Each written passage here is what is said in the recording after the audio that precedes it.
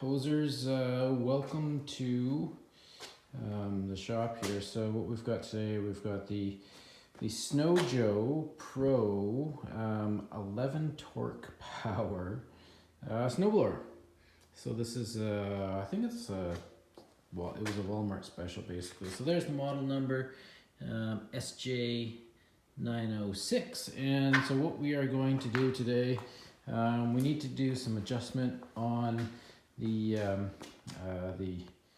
friction wheel, which basically makes this thing move. So we've got we got a speed adjustment here. Anyways, all this thing does is move some fancy 10-speed bicycle cables basically down below, left and right, and then basically moves the inside here. We'll have a look. So it's going to move the friction wheel either into the center or out to the far edge of the spinner thing. So we'll have a look at that. It needs to be adjusted.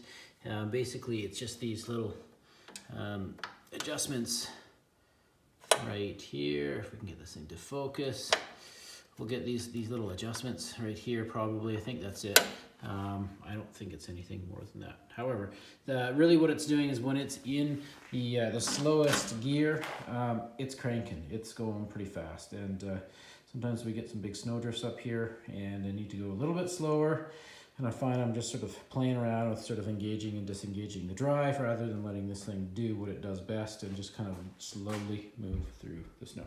So we'll get her set up here and go from there. Alright, so what I've gone and done here is just tip the snowblower so it's just sort of standing on the end, and it gives it sort of an easy working space. Keep in mind you don't want it to be full of gas when you're doing this, because gas would drip all over the place and there is oil in the motor. So you will have to let it sort of sit right side up and let that oil basically redrain back into the places it's supposed to be and not where it shouldn't be. Otherwise, if you start it up right away, it might be smoking all over the place or doing something nasty. Anyway, so we'll just pull off this inspection plate here.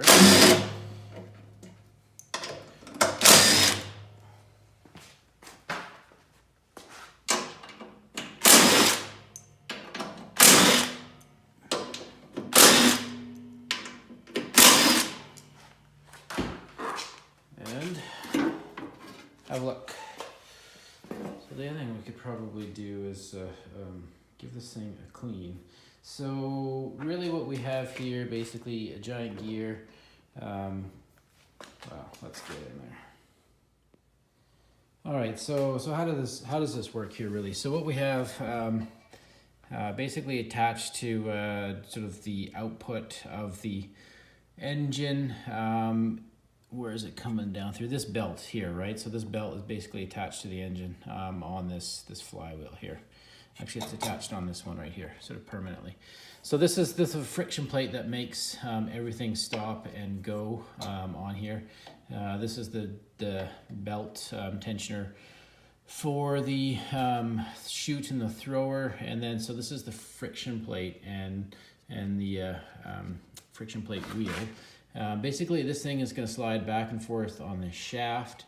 The closer it is into the center, the slower it goes. The further out, the faster it goes. And it just going to turn this drive here, turn that gear, it's geared, and the wheels turn. So what I need to do is basically make sure that when this thing is in first gear, that it is as close into the center as possible without actually being right on center. Because if it is right on center, it's basically just going to sit there and spin and act like a drill, and it'll just drill this freaking thing out. I've had to replace this once already. I don't know why it burnt out so quick anyways, but yeah, that's really it. So we'll just get set up, get this thing cleaned up. The surface is a little bit marred up, which is interesting. I guess if a guy had a lathe, he might turn that on a lathe, or if you're brave enough, you could start it up on blocks and get in there and let it be its own lathe. And yeah, get your fingers right in the middle of that thing with some sandpaper and get it nice and smooth again. So, okay, so what I've gone and done is put this in neutral, and the purpose for that is just to make sure that it's, you know, it's kind of lined up on the center. So what you can see when we zoom in there a little bit is that that wheel is not quite on center. So it's kind of, I think it's stretched. The 10-speed bike cables are stretched one way to another way. So what we'll do is I've gone ahead and sort of loosened off the adjustments there. So I'm just going to adjust those things until that is basically on center. And you may even be able to do it by finger if these things aren't too tightened up. So that has to go that way. So we'll loosen this one up and then tighten this one. And it looks like that is pulling it over.